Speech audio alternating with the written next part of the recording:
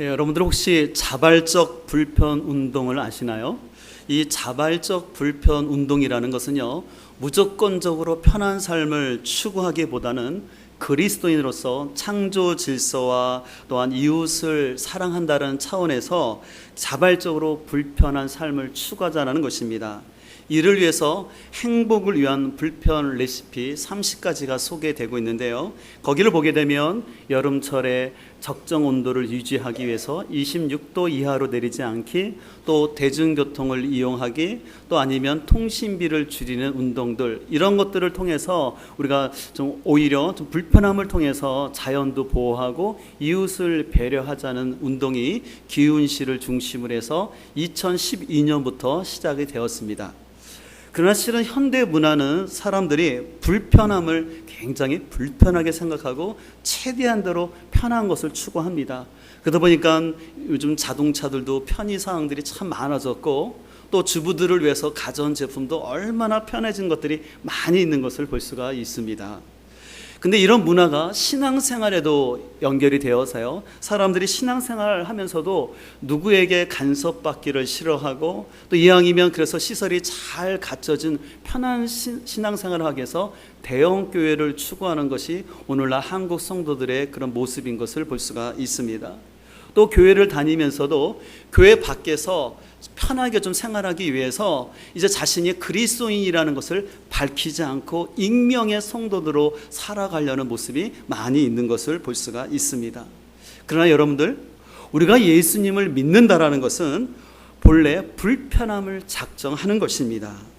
여러분들, 실은 교회 나오려면 어떻습니까? 오늘 같은 날도 편하게 잠을 더 자야 되는데 또 부지런히 일찍 일어나서 교회에 나와야 되고, 또 나중에는 목장 모임도 참석해야 되고, 그래서 실은 우리가 교회 생활한다는 것, 신앙생활한다는 것은 불편함이 어떻게 보면 많이 있는 것이 사실입니다.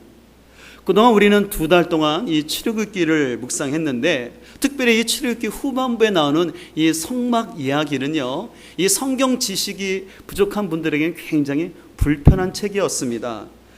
아시는 것처럼 이 성막에 대한 치수가 나오는데, 규빗이라는, 우리가 잘 알지도 못하는 규빗이라는 단어로 나서 몇 규빗 하는데, 이게 머릿속에 잘 그려지지 않습니다. 또 성막의 재료는 이런 거를 하라, 또 뭐 제사장의 복장을 위해서 뭐 에봇을 만들고 흉패를 어떻게 하라고 하는데, 이게 도대체 무슨 말인지 잘 모르겠습니다. 근데 그런 말들이 많아요. 근데 문제는 그런 말들이 한두 번 나오는 것이 아니라 분명히 나왔던데 또 나오고 또 나오고. 그래서 오늘 성경 봉독을 하신 우리 지사님도 성경 봉독을 잘 해주셨지만, 오늘 거기 성막에 나오는 기구들이 계속해서 반복하면서 어떻게 보면 우리가 굉장히 지루할 정도로 불편함을 주면서 이 성경 말씀들이 계속해서 나오는 것을 볼 수가 있습니다. 그렇기 때문에 어떤 분들은 이제 실은 오늘로써 출애굽기 40장이 다 끝나거든요. 그럼 이제 출애굽기 끝나서 속 시원하다라고 생각하는 분도 있을 것입니다.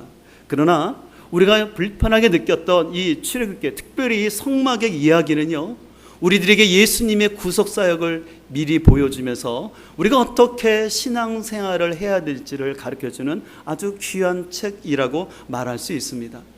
여러분들은 어떻습니까? 여러분들 개인적으로 큐티 하셨던 분들은 과연 이 출애굽기에 나오는 특별히 성막 이야기를 통해서 여러분들은 어떤 교훈과 깨달음이 있으셨나요?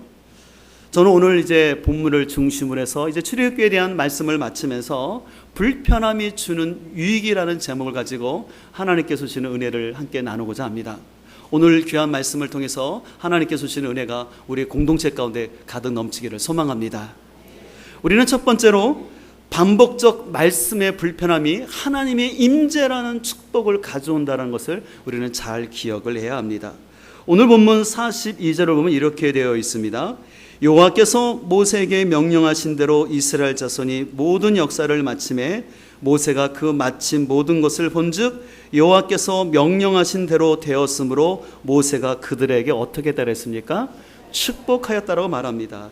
하나님요, 이제 모세의 명령대로 이스라엘 백성들이 그 성막을 다 완성하자 이제 모세를 통해서 이스라엘 백성들을 축복합니다. 근데 그 축복하는 내용이요, 마치 창세기 1장 31절에 하나님께서 세상을 창조하시면서 보시기에 좋았다라 하시다가 마지막에 모든 것이 지어졌을 때 심히 좋았다라고 칭찬하시면서 축복하시면서 생육하고 번성하라는 축복을 주시는 것처럼 오늘 성막이 다 완성 완성됐을 때 하나님이 동일한 축복을 이스라엘 백성들에게 주시는 것을 볼 수가 있습니다. 여러분들, 성막이란 무엇입니까? 성막이라는 것은 쉽게 말해서 거룩한 천막이라는 것이에요. 성막이라는 것이. 근데 성막은 한마디로 말해서 하나님이 임재하는 곳, 하나님을 만나는 곳이라고 말할 수 있습니다.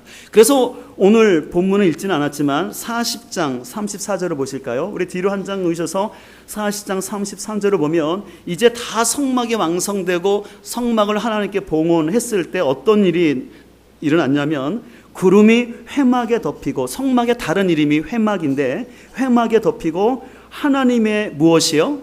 하나님의 영광이 성막에 충만하였다라고 했습니다. 얼마나 충만했냐면 35절에 모세가 회막에 들어갈 수 없을 정도로 하나님의 임재가 충만했다라는 것입니다. 이 사실은 무엇을 말하면요, 하나님께서 이스라엘 백성들을 출애굽시키셔서 시내산에서 만나 주셨을 때 하나님은 시내산에서 그들을 만나 주셨습니다. 근데 누구만 만나 주셨어요? 실은 모세 한 사람만 만나고 나머지 사람들은 그 시내산에 올라오면 안 됐습니다. 그래서 모세 한 사람만 만나 주던 하나님이 이제 이스라엘 백성들의 성막을 다 완성하자 시내산에 계신 하나님이 이제 성막 가운데로 임재하셔서 이스라엘 백성들을 함께 만나 주시고, 만나 주실 뿐만 아니라 앞으로는 구름 기둥과 불 기둥으로 이스라엘 백성들을 보호하시며 인도하시겠다라고 오늘 말씀을 통해서 얘기를 해주시는 것입니다. 여러분들, 신앙생활을 하면서 가장 큰 축복이 여러분들은 무엇이라고 생각하십니까? 어떤 사람들은 예수님을 믿어서 불치의 병이 치유된 것을 큰 간증으로 생각하시는 분들이 있고, 또 어떤 분들은 자녀가 좋은 대학 가고 또 좋은 직장 가서 높은 연봉 받는 것을 예수 믿는 축복이라고 생각할 수 있습니다. 물론 이런 것도 있지만, 그러나 진정한 의미에서 신앙생활의 가장 큰 축복은 뭐냐면 하나님의 임재를 경험하는 것입니다. 삶 속에서 하나님이 살아계신다는 걸 경험하고 하나님과 동행하는 것, 이것만큼 가장 큰 축복은 없는 것입니다. 반대로 어떤 사람이 교회는 오래 다녔어요. 그러나 교회는 오래 다녔어도 하나님이 살아계신지 안 살아계신지 늘 마음에 감동도 없고 확신도 없고, 또 교회에서 이런저런 봉사도 하지만 또 성경 공부도 했지만 막상 하나님이 지금 나와 함께 하신다라는 하나님이 임재하심을 경험하지 못한다면 그것처럼 신앙생활에 답답하고 공허한 것은 없습니다. 그러나 반대로 비록 내가 몸에 병이 생기고 또한 자녀의 문제가 해결되지 아니하고 또 가정에 여러 가지 문제가 있지만 그럼에도 불구하고 하나님이 지금 나와 함께 한다는 것을 일상에서 경험하고, 하나님이 내 인생의 목자가 되어 주셔서 구름 기둥과 불 기둥으로 함께 하시고 궁극적으로는 나를 저 천국으로 인도하실 것이라는, 저 가나안으로 인도하실 것이라는 그 소망을 아는 사람, 그 사람이야말로 신앙생활의 기쁨을 경험하게 되는 줄 믿습니다. 이런 차원에서 성막은 바로 하나님이 이스라엘 백성들을 만나주시고 그들과 동행하겠다라는 그 증표입니다. 그렇기 때문에 이 성막은 거룩한 곳이었기 때문에 이 하나님이 임재하실 수 있도록 그 성막은 철저히 하나님의 계획과 뜻대로 거룩함을 나타내도록 제작이 되어야 했습니다. 그렇기 때문에 여러분들이 출애굽기 후반부를 보게 되면 이 성막을 만드는 이야기가 아주 반복적으로, 심지어는 지루하고 답답할 정도로 성막에 들어가는 기구들에 대한 이야기가 계속해서 나오는 것이었습니다. 특별히 여러분들 출애굽기 39장에서 가장 많이 반복되는 단어가 있습니다. 구절이 있습니다. 어느 건지 아시나요? 한번 32절을 보실까요? 오늘 본문 32절을 보면 이렇게 되어 있습니다. 이스라엘 자손이 이와 같이 성막 곧 회막의 모든 역사를 마치되 여호와께서 모세에게 어떻게 하신 대로요? 명령하신 대로 다 행하고입니다. 이 표현이 39장에서는요 9번이나 반복되었고, 또 이어서 나타나는 40장에도 8번이나 여호와께서 명령하신 대로 다 행하였다라는 표현이 나타납니다. 고대 근동 문학에서는요 어떤 문학 작품에서 그래서 강조를 하고 싶을 때 반복을 했습니다. 그래서 이렇게 반복이 나왔다는 것은 이것은 하나님이 성경을 통해서 우리에게 강조하는 것이었어요. 특별히 오늘 우리가 읽은 개역 성경에는 여호와께서 명령하신 대로 되었다라고 되어 있지만 원래 원문의 뜻을 직역해 보면 이렇게 되어 있습니다. 여호와께서 명령하신 대로 그들이 그대로 행하였다. 그대로 행하였다라는 것이 더 강조되는 것을 볼 수가 있습니다. 어떻게 보면 이스라엘 백성들 입장에서는요, 이 성막을 그들은, 우리는 그래도 좀 봐서 알지만 성막을 그들은 한 번도 본 적이 없습니다. 그리고 이 성막과 비슷한 것을 들은 적도 없어요.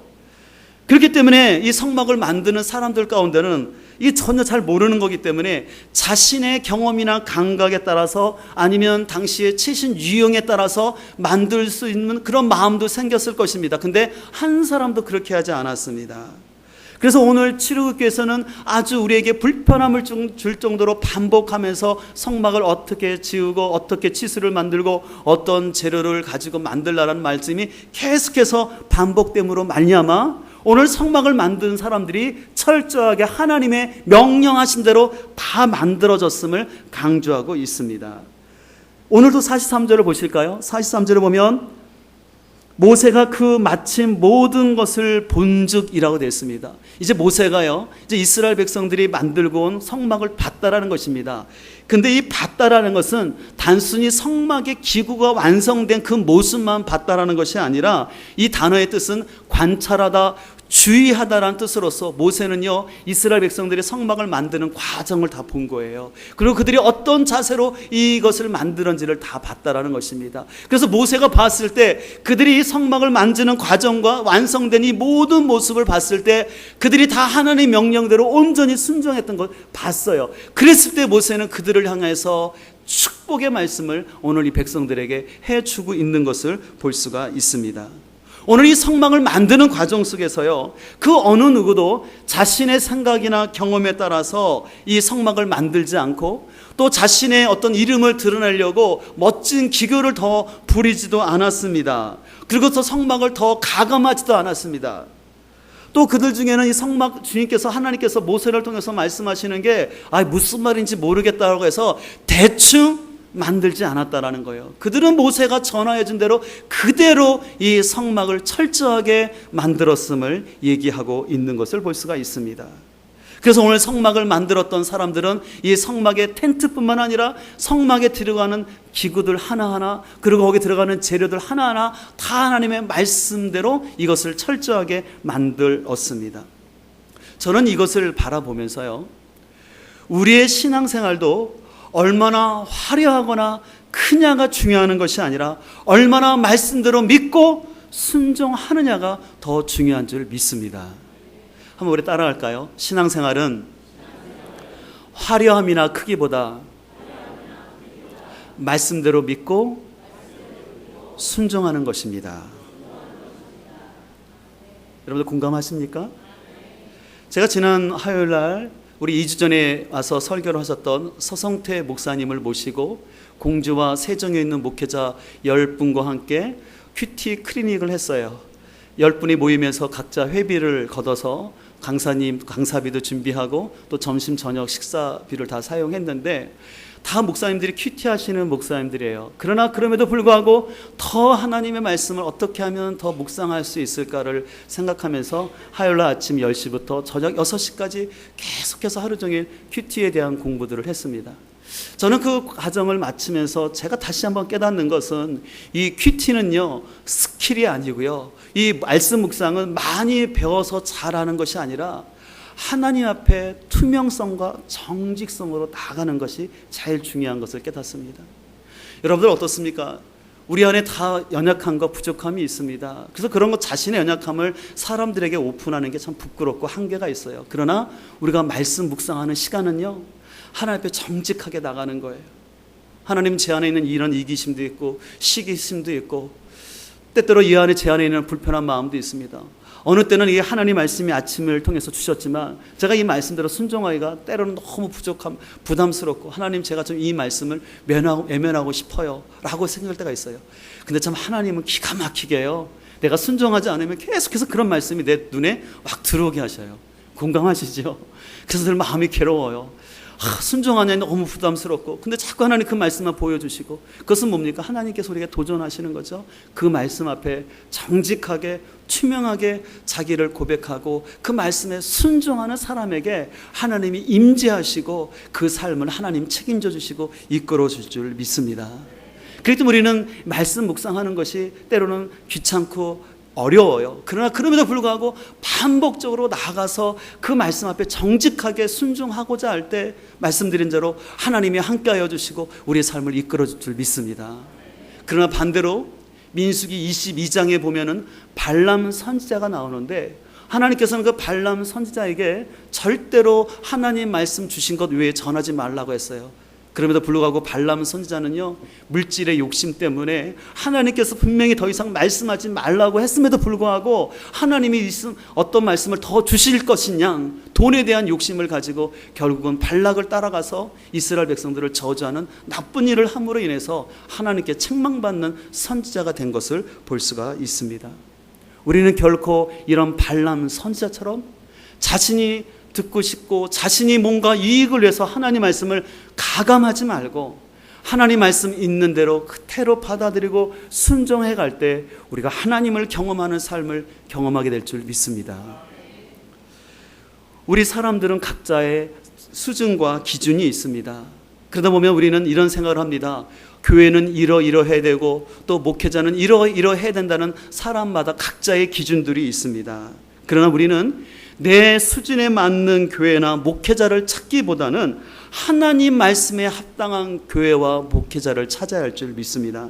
왜냐하면 나의 수준에 맞고 내가 다니기 편한 교회보다는 하나님 기준에 맞고 하나님 말씀에 합당한 교회와 영적 지도자가 우리를 바로 영적인 삶으로 성숙하게 이끌어갈 줄 믿습니다.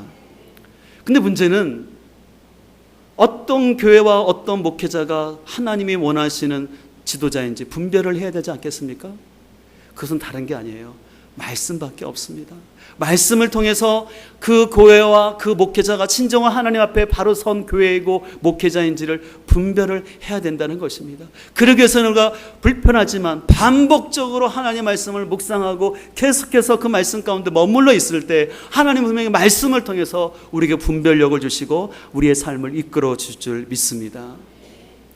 저는 이렇게 신앙생활을 하면서 느끼는 것은 영성이라는 것, 우리가 영성이라는 말을 참 좋아하는데 이 영성은요, 한 번의 학습으로 이루어지지 않는 것 같습니다. 내가 배웠다라고 공부를 많이 했다고 성경 공부를 했다고 영성이 자라나는 건 아닌 것 같습니다. 이 말은 뭐냐면요, 내가 어제 큐티를 은혜스럽게 했더라도 오늘 아침에 내가 큐티를 안 하면 하나님 말씀이 나에게 없는 거예요. 또 우리 학생들은 지난 여름방학을 통해서 여러분들이 복음학교도 하고 또 여러분들이 은혜를 받았다 할지라도 수련회 가서 은혜 받았다 할지라도 내가 오늘 하루 삶 속에서 하나님의 말씀 앞에 순종하지 아니하면 그 말씀이 나를 이끌어가지 못하는 거예요. 어제 은혜 받은 것 같고 오늘을 살아갈 수가 없습니다. 그래서 가만히 보니까 영성은 학습되지가 않아요. 그러니까 어떡합니까? 끊임없이 매일같이 반복적으로 불편함을 무릅쓰고 하나님의 말씀을 가까이 할 때 바로 하나님을 경험하는 삶을 살 수 있게 될 줄 믿습니다. 혹시 여러분 중에 내가 교회 나올 때는 마음이 뜨거웠고 막 사랑도 있었는데 간격도 있었는데 요즘 내 마음이 식어진 것 같고 하나님을 경험하지 못하는 같은 허전함이 있습니까?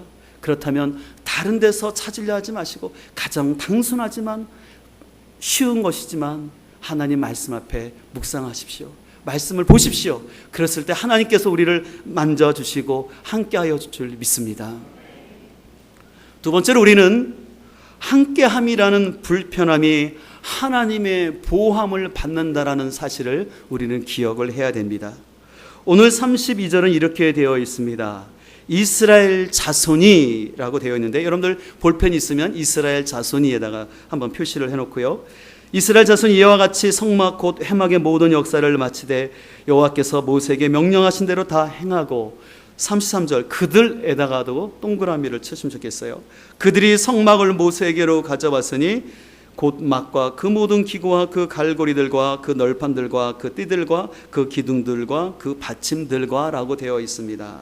자, 제가 뭘 강조하고 싶냐면 이스라엘 자손이 그리고 그들이라는 단어입니다. 여러분들이 아는 것처럼 이 성막은 실은 부사엘과 오홀리압이 실무자가 되어서 이것을 만들었는데 이 성막을 만드는 가운데 부사엘이 총 실무 책임을 맡으면서 오홀리압이 조력자로서 조각을 하고 수는 놓는 역할을 했습니다. 근데 이 성막은 결코 이 부사엘과 오홀리압 두 사람만이 지은 것이 아니라 이스라엘 백성 전체가 참여했다고 성경은 강조하는 것입니다. 이스라엘 백성들 중에서는요, 자원함으로 금을 들였던 사람들이 있고, 또한 이스라엘 백성 중에 남자 중에 20세 이상 되는 모든 사람은 의무적으로 자신의 죄를 속한다는 의미의 속전의 의미로서 은 반세계 시계를 드렸는데, 그것을 드렸던 숫자가 성경에 보면 60만 3,550명이 이것을 드렸다고 성경은 기록하고 있습니다. 또 여인들은 자신들이 사용하고 있는 손꼬를 들여서 물 2봉을 다 만들도록 했습니다. 또 이다말 같은 아론의 막내 아들은 이 성막의 공사에 필요했던 모든 수입과 재정 상태를 다 기록하고 어떻게 결산을 했는지 보고했던 것을 볼 수가 있습니다. 또 이름 모를 우리가 알지 못하는 수많은 레위 사람들은 이 성막을 지어지는 가운데 이 성막의 재료들을 옮겨놓고 모으고, 또 부사엘과 오홀리압이 말하는 대로 다 같이 협력을 했고, 또 이름 모를 수많은 여인들은 자신들이 아까 말한 손거울을 들이면서 또한 수 놓는 일에 같이 동참했던 것을 볼 수가 있습니다. 그렇기 때문에 오늘 32절은 이 성막이 결코 부사엘과 오홀리압 두 사람이 해서 만드는 것이 아니라 이스라엘 백자손이라고 말하고 있습니다. 그리고 그들이 이것을 함께 만들었다라고 얘기를 하는 것입니다. 근데 여러분들 한번 이런 생각을 해보셨습니까? 부사엘과 오홀리압이 성막을 모세의 지도를 받으면서 만들 때 만드는 게 쉬웠을까요? 쉽지는 않았을 것 같다는 생각 들어요. 다소 생각이 있을 게 아니겠습니까? 하나님께서 말씀하신 설계 디자인이 아마 이런 거 아니겠어? 라고 서로 할 수도 있었을 거예요. 그러나 그럼에도 불구하고 그들은 함께 마음을 맞춰서 자신들의 생각이 아니라 하나님께서 모세를 통해 주신 말씀대로 그대로 그들이 오늘 성막을 만들었다고 성경은 가르치고 있습니다. 여러분들, 솔직히 다른 사람과 우리가 함께 한다는 것은 참 불편합니다. 여러분들 혹시 그런 경험이 있습니까? 여행을 갔는데 나와 모르는 사람과 같이 방 쓰는 것, 그거 참 불편해요. 또 어디 식당을 갔는데 모르는 사람과 식사하는 것, 이것도 참 불편함이 있습니다. 특별히 우리가 교회 다니면서도요, 자신의 기질과 다르고 또 가치관이나 생활 환경이 다른 사람과 함께 목장을 이루어서 공동체를 이룬다는 것은 결코 쉬운 일이 아닙니다. 그러다 보니까 요즘 한국 교회 가운데 가나안 성도가 늘어나고 있다고 합니다. 여러분들, 가나안 성도는 예전에 말씀드렸는데요, 가나안은 거꾸로 읽으면 돼요. 어떤 성도라고요? 교회를 안 나간다라는 것이에요. 그 가나안 성도들의 특징은 이렇게 말합니다. 하나님 믿는 건 좋은데 예수님 믿는 사람들이 너무 싫다라는 것입니다. 하나님은 믿고 싶은데 교회 다니는 사람들이 자신과 안 맞다라는 거예요. 자신의 수준과 안 맞아서 그냥 교회 안 나가고 나는 그냥 방송으로 TV 보고, 또 내가 마음에 원하는 선교사님이나 그런 단체에 내가 조금 헌금하는 걸로 내 신앙생활 다 한다라고 생각을 합니다. 그래서 교회를 안 나오는 사람들의 이유와 또 원인들을 보면 그럴듯해 보여요. 그러나 저는 전 목회자로서 가나안 성도는 성도가 아닙니다. 그리스도인이 된다는 것은 내가 공동체에 속한다는 것인데, 내가 하나님을 믿는다 하면서 공동체에 속하지 않는 것은, 그것은 어떻게 보면 거듭나지 않은, 아니면 어떻게 보면 성숙하지 않는 사람들의 변명에 불과한 것이죠. 여러분들, 성막이 지어질 때 많은 재료가 들어갔어요. 금 같은 경우는 1톤이 들어갔고요, 또 은은 한 4톤, 또 동은 3톤이 들어갔습니다. 근데 이런 귀한 보석뿐만 아니라, 기금속뿐만 아니라 또 한 가지 아주 많이 들어간 재료가 있습니다. 그 재료가 뭔지 아십니까? 그것은 바로 조각목이라고 불리는 시띠 나무예요. 이 시띠 나무는 이스라엘 광야에서 성장하는 이 나무인데요, 이 나무는 지금 보시는 것처럼 그렇게 큰 나무가 아닙니다. 반듯한 나무가 아니에요. 근데 하나님은 저 시띠 나무를 통해서 성막에 들어갈 법궤나 모든 번제단을 만들려고 하는 거예요. 그러면 어떻게 만들었을까요? 반듯한 나무가 아니기 때문에 저 나무를 법궤를 만들기 위해서는 조각조각 붙일 수밖에 없어요. 그래서 조각조각 붙일 뿐만 아니라 그 붙인 거기에다가 나중에 금을 싹 다 발라서 그것을 통해서 법궤를 만들었어요. 그리고 이 시띠 나무는요, 아주 물이 없는 곳에서 성장하다 보니까 아까 보시는 것처럼 모양이 틀어질 뿐만 아니라 또 한편으로는 나무가 굉장히 강해요. 그래서 벌레들이 잘 갉아먹지 않는, 썩지 않는 그런 특징이 있기 때문에 이 성막의 재료로서 사용되어진 것을 볼 수가 있습니다. 저는 이 조각목에 대한 얘기를 이렇게 묵상하면서, 어떻게 보면 우리 성도 한 사람 한 사람은 이 씨띤 나무처럼 다들 척박한 환경에서 자랐기 때문에 부족함도 있고 뒤틀림도 있고 옹이진 부분도 있습니다. 하지만 서로 함께 덧입혀지고 함께 모여져서 그 위에 금이 덮여짐으로 말미암아 법궤가 되고 번제단이 되고 여러 성막의 도구가 된 것처럼 우리 역시도 다 같이 허물이 있고 부족한 사람들이지만 우리는 예수 그리스도의 보혈의 피로 덮어져서 예수 그리스도의 이름 안에서 우리는 함께 공동체를 이뤄가는 것이 신앙의 길인 줄 믿습니다. 그렇기 때문에 우리는 다른 사람을 볼 때 나와 수준이 안 맞고 나의 기준이 안 맞는 사람을 볼 때 나의 기준으로만 보지 마시고 그 사람의 과거만 보지 마시고 그 사람 위에 덧입혀진 그 사람을 위해서 십자가에 피 흘리신 예수 그리스도를 통해서 그 영혼을 바라봐야 할 줄 믿습니다. 이제 오늘부터 우리 교회에서는 후반기 목장 모임이 시작됩니다. 목장 모임은 아는 것처럼 교회 안에 작은 교회로서 목자를 중심으로 해서 7, 8명이 한 가족 공동체를 이루어서 서로 교제하면서 하나님의 공동체를 이루어가는 것입니다. 때로는 목장 모임을 하다 보면은 때로는 낯선 사람들과 만나야 되고요. 또 그 안에도 보면은 나와 진짜 안 맞는 사람이 있어요. 말하는 거나 생각하는 것이 참 다른 사람도 있고 때로 어떤 사람들은 진짜 매너가 없이 말을 함부로 거칠게 하는 사람들도 있습니다. 또 우리가 목장 모임을 하기 위해서는 주중에 따로 시간을 내야 되고 또 주일 목장을 하시는 분들은 오후 예배 위에 집에 가서 빨리 쉬고 싶은데 또 목장 모임을 한두 시간을 해야 되는 그런 불편함이 있습니다. 그러나 하나님께서는요, 그런 불편함에도 불구하고 이 목장 모임을 통해서 하나님은 우리를 그리스도 안에서 성숙시키고 변화시키는 줄 믿습니다. 그렇기 때문에 성경은 말씀합니다. 철이 철을 날카롭게 하는 것처럼 사람은 그 친구가 그 얼굴을 통해서 그 사람의 얼굴을 변화시킨다는 것입니다. 우리가 진정으로 변화되고 성숙하는 길은요, 교회에 한 번 와서 그저 그냥 거룩하게 예배 드리는 것처럼 익명의 그리스도인에서는 여러분들 죄송하지만 변화가 안 됩니다. 진정으로 우리 인품이 변화되고 성품이 변화되기 위해서는 소그룹 안에서 때로는 부딪힘도 있지만 부딪힘이라는 불편함이 있지만 그 불편함을 극복해야지만 우리가 그리스도를 닮아가는 하나님의 자녀가 되는 줄 믿습니다. 만약에 여러분들이 부딪힘이 불편하다고 해서 계속해서 여러분들이 혼자 신앙생활 하신다 그러면 죄송하지만 여러분은 절대 하나님이 원하시는 자녀가 될 수 없다라는 것이죠. 그렇기 때문에 우리는 불편함에도 불구하고 우리는 목장 공동체에 함께 모여서 나와 다름에도 불구하고 함께 그리스도의 형상을 이뤄가야 할 줄 믿습니다. 특별히 우리는 목장 모임을 함에 있어서 우리는 끼리끼리가 아니라 서로 사랑해야 될 줄 믿습니다.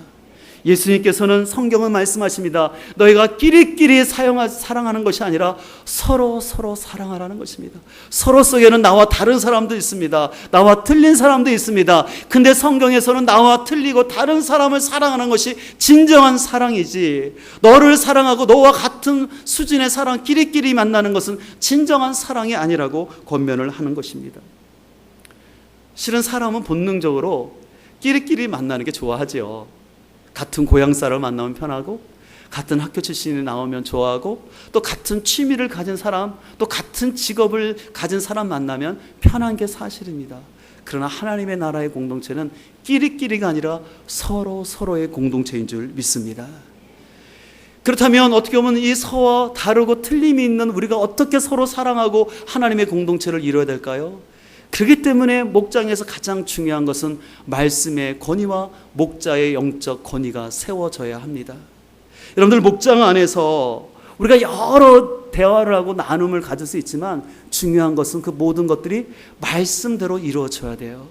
여러분들 목장 모임을 여러분들 착각하지 말 것은요, 목장에 와서 신면 자투리를 쭉 내려놓는 시간이 아니에요. 여러분들 단순히 목장에서 내가 말을 많이 했다고 목장이 아니에요. 여러분들이 말을 하고 대화를 들을 때 말씀 안에서 교제가 돼야지 목장 모임인 거지, 말씀과 상관없는 세상의 얘기, 세상의 주식 얘기, 뭐 전쟁 날 것 같다라는 뭐 북한의 얘기, 정치인들 얘기, 와 그런 얘기, 연예인들 얘기해서는 그건 목장 아닙니다. 진정한 목장이 되기 위해서는 우리가 그런 것을 처음에 조금 언급할 수 있어요. 그러나 그것을 하나님의 관점에서 하나님 말씀으로 해석해내고 말씀으로 기도하는 것이 진정한 목장 모임인 줄 믿습니다. 예를 들어서 여러분들 우리 시사적으로 남북한의 대치 사항이 있지 않았습니까? 그럼 이걸 가지고 세상적인 걸로 쭉 얘기할 것이 아니라 실은 하나님의 관점에서 이 얘기를 나누고 소화시켜야지만 이것이 진정한 목장 공동체의 아름다움이라고 생각합니다. 그래서 우리가 비록 다른 기질과 다른 성향이 있지만, 다른 삶의 자리가 있지만, 우리가 서로 함께 모여서 하나님 말씀대로 우리가 살아가고자 할 때 오늘 하나님께서는 모세를 통해서 축복하시고, 그래서 하나님의 이스라엘 백성 가운데 임재하여 주셔서 계속해서 구름 기둥과 불 기둥으로 그들을 인도하시겠다고 말씀하시는 이 하나님의 은혜가 우리와 함께 할 줄 믿습니다. 실은 제가 갑자기 금요일 밤에 잠을 자다가 허리를 삐끗했어요. 그래서 너무 아팠어요. 그래서 제가 아침에 일어나면 괜찮겠지라고 해서 일어났는데, 토요일날 아침에 일어났는데 너무 아픈 거예요. 그래서 아주 몸을 굴르고 해서 겨우 이제 교회에 왔어요. 내가 좀 일찍 좀 서두르다 보니까 제가 복대를 안 하고 왔더니 더 아픈 거예요. 근데 마침 제가 허리를 아프다라는 소식을 듣고 우리 강도욱 목사님이 요대를 빌려주셔서 그 요대를 했더니 훨씬 좀 낫더라고요. 또 제가 아프다는 소식을 듣고 우리 전사님들이 또 여러 가지 약을 사다 주셔서 또 약을 먹으니까 좀 더 나아졌어요. 그리고 또 이제 집에 들어갔는데 또 어떻습니까? 제가 허리가 아프니까 옷을 잘 못 벗겠어요. 그래서 아이들이 양말도 벗겨주고 아이들이도 주물러주고 해서 좀 허리가 좋아졌는데, 실은 또 어제 밤에 자는데 너무 아픈 거예요. 그래서 너무 아파서 제가 화장실을 가려고 일어났는데 30분이 걸렸어요. 이렇게 아픈 적은 처음이었어요. 그래서 제가 걱정이 되더라고요. 하나님, 내일 예배 드리고 또 설교 해야 되는데 이거 어떻게 됩니까? 하나님께 기도를 했어요. 그래서 참 감사한 것은 아침에 일어났는데 또 많이 좋아졌어요. 그래서 오늘 이렇게 여러분들 편히 서서 이렇게 말씀을 전하는데, 제가 그런 생각을 문득 해봤어요. 제가 그렇게 몸을 아파서 허리를 못 움직일 때 제 혼자였다면, 상상만 해도 끔찍한 거예요. 함께하는 식구들, 함께하는 가족이 있으니까 제 불편한 몸을 같이 붙잡아주고 함께 옷을 입혀줌으로 인해서 또 제가 세워지는 것을 보면서 참 함께함의 소중함을 전 느끼게 됩니다. 저는 기질적으로 좀 내성적인 사람이에요.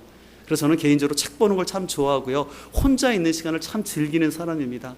그래서 저는 혼자라도 커피숍 가서 책 보는 거 참 좋아하는 스타일이에요. 그러나 여러분들, 우리 각자 저희 기질이 있어요. 그러나 더 중요한 것은 우리가 함께 모일 때 거기서 하나님의 역사가 나타날 줄 믿습니다. 그래서 우리가 후반기 목장 모임을 시작하면서 여러분들 신앙생활 한다는 것, 다시 한번 말씀드리지만 불편한 겁니다. 맞아요. 여러분들 주일날 1부 예배, 2부 예배 나오면 부지런해야 되고 많이 불편함이 있어요. 그러나 우리는 불편한 다음에 더 큰 축복이 있음을 믿어야 할 줄 믿습니다. 내가 불편함을 무릅쓰고 교회에 나왔을 때 하나님은 찬송과 말씀을 통해서 우리의 심령을 회복해 주시고, 때로는 내가 힘들고 낙심했을 때 목장 식구가 나를 위해서 기도해 주고 붙잡아 주고 나의 필요를 채워 주시면서, 그 작은 불편함이 있지만 그러나 주님 안에서 더 큰 이익이 있기 때문에 우리는 사소한 불편함을 극복하시고 주님 앞에 우리가 함께 모여서 아름다운 공동체를 이뤄가야 할 줄 믿습니다. 다시 한번 권면드립니다. 여러분들 주일날 나올 때 불편하다고 늦었다고 포기하지 마시고 주님께 나오십시오. 함께하면 하나님의 인도하심과 보호하심이 함께할 줄 믿습니다. 이 시간 오늘 말씀을 기억하면서 우리 함께 찬양하기를 원하는데요, 이런 교회 되게 하소서라는 찬양입니다. 하나님, 우리 교회가 진정한 예배가 있고